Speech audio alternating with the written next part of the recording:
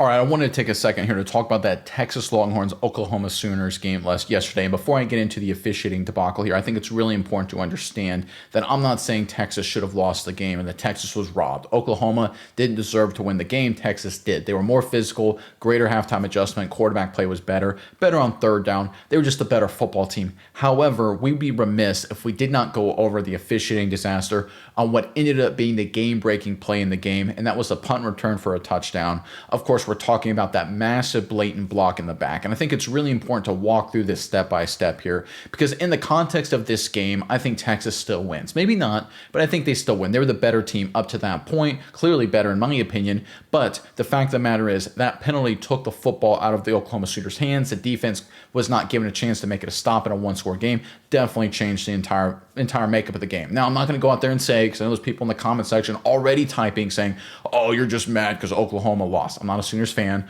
I'm not a Longhorns fan, right? It's one of these things. I think for the betterment of the game, this is something officiating has to get fixed. It has to get addressed, and there has to be repercussions because whether you're a Texas fan, or Oklahoma fan, or whatever, if this kind of thing happens in a big moment in a game where it is truly 50-50, that will be disastrous for the game and for the teams, of course. Let's go through this screen grab by screen grab, frame by frame, because I think it's important. When you watch a game full speed and you see a blown call like this, because it happens in the span of like a second and a half, we can kind of gloss over it real quick. And that's kind of what they did on the officiating review on the call when they brought in their officiating expert. When Herb Street said, hey, what do you think? He's like, block in the back should have been mixed.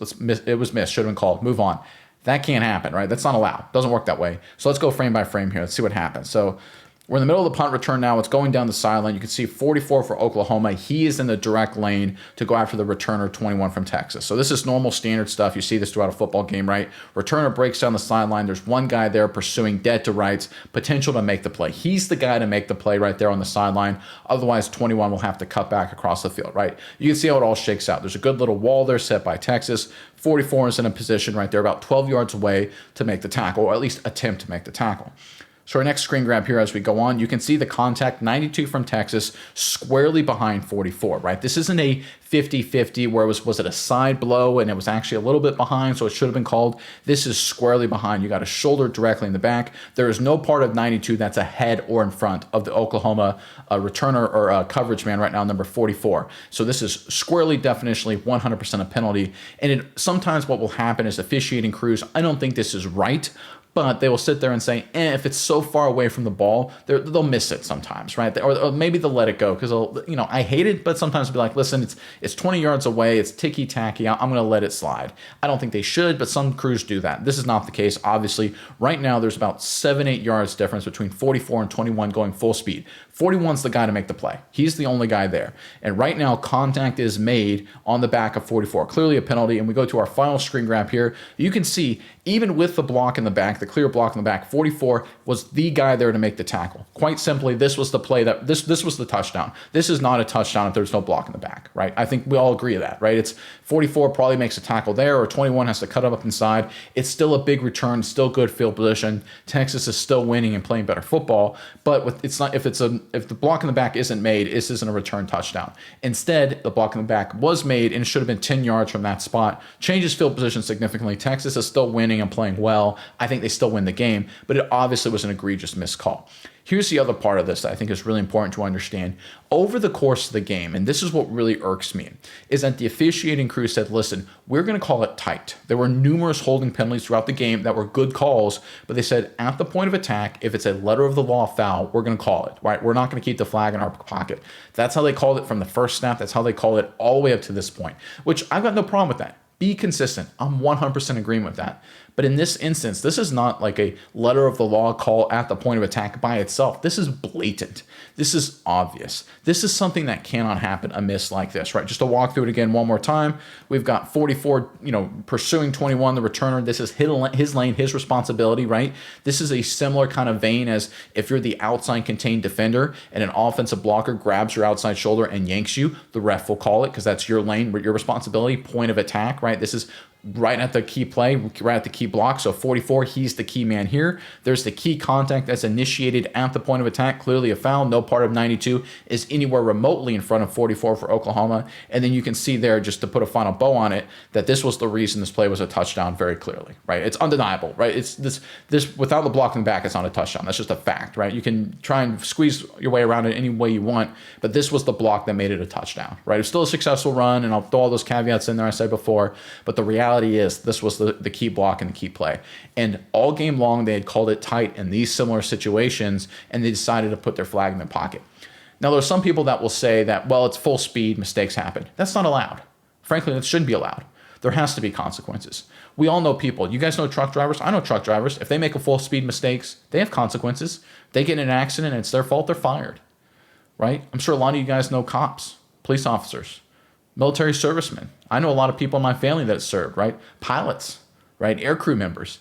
They make a full speed mistake. What do you think happens? Now you sit there and say, well, these refs aren't well compensated. They're not fairly compensated. How much do you think truck drivers make? How much do you think cops make? Right? We hold all these people in society to a certain standard. We've got to start holding these officials to the standard, right? This is the linesman. This was on this play, I believe. But this is the entire crew, start to finish, right? And I think it's important that this crew, there has to be some consequences because this is too egregious a play. Here's the problem with this block. With all of this and this miscall, with all of the gambling and all the money and dollars, not just about wins and losses, but spreads and prop bets and things like this, if an official wanted to flip a game, let's say, now we're a different situation, but let's say this punt return touchdown pushed it over the over-under, right? Right now in this situation, there could be a ref that could be influenced and say, I'm not going to call it because now I got the over hit and I made money. How do we not know that didn't happen? Is there any investigation? Then we just assume it doesn't because we don't want to know. And I'm not saying these refs did, right? I'm not saying that's the case at all. But when you see blatant misses like this, when they called it a certain way all game, and you don't get ramifications, very public, right? There needs to be one of three things needs to happen. There needs to be termination, right? People get fired, right? Like I talked about, truck drivers get fired with making mistakes full speed. Cops do, right? A lot of people do. A lot of people in their jobs, they make a mistake regardless if it's really fast or not, no matter regardless of how hard it is or not. You make a big enough mistake, you get fired. Termination. There needs to be suspension. All right, you're done. Your punishment is you get a few weeks without pay, right? Or relegation. All right, you get put down to 1AA, FCS, or D2, and we'll evaluate you there, right? If this was a one-off after a few months, okay, fine, you're back up to the big leagues. We do that with players. We do that with coaches. We do that with everybody else in all walks of life. But for some reason, right now in college football and NFL has a very similar problem, is that we don't want to have that mindset from, and when I say we, I mean the powers that be, the conference leaders, the NCAA, don't want to have that mindset with officiating. And it's going to rear its ugly head, guys. This is setting up to be a huge problem. Because here's where it goes, and you guys watching the broadcast know this, is that Herb Street was very vocal, saying, oh, it was a great job by Texas not committing any block in the backs. Because normally when you see a play like that, you just assume there's at least two or three. He's like, wow, there's no way on earth that officials miss a block in the back in the play. That's what Herb Street basically was saying, that there's no way a block in the back could be missed because it is always called 100 times out of 100. Even if it's 50-50, it gets called on these kind of punt returns every single time, every single game without fail. We all know it. Always happens. But they didn't call it on this one. And the reason he said live, wow, they did such a great job. And then he watched the replay and like, well, it turns out they missed the most important one. And you can't see it on the screen here, but there's a linesman, one of the officials that's behind this, who's got his eyes right on the returner and the block the entire time. He's looking right at him, guys. Now, was his view obstructed? Maybe. I don't know. But your responsibility is to make this call. You didn't. There needs to be something. And right now, at the time of recording this, there's been nothing. And I don't know what the solution is, guys. I think it needs to be one of those three things. I think relegation makes the most sense, right? Listen, if you make these bad calls, it's one call. I don't care. Go down to D2 for a month. If you officiate well, then we'll bring you back up. But we can't have this happen. There's too much money on the line here, guys, in terms of not just gambling, but in terms of we're talking coaches and players' livelihoods here. Right, winning and losing is a difference between saying a running back's coach's kids have to now go to a different school of their country, right, across the country because he gets fired and has to take on a new job or whatever, right? There are ramifications. This is not just it's a game crowd. This is real life stuff, guys. These are jobs and employment and millions and sometimes tens of millions of dollars.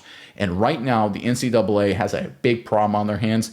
Thank God this was not a playoff game or a huge bowl game or something like that. I know it's a huge rivalry game, but thank God that was the case. But unless something is done, unless they do something to vocally say officials screwed this up and there will be ramifications for this official, this officiating crew, and officials going forward, the problem will only get worse. And as we turn on the broadcast and every other commercial says sponsored by FanDuel or whatever, or place your bet, right? Or at halftime, we've got, people talking about, we've got the talking heads talking about spreads and things like that, or hitting the over.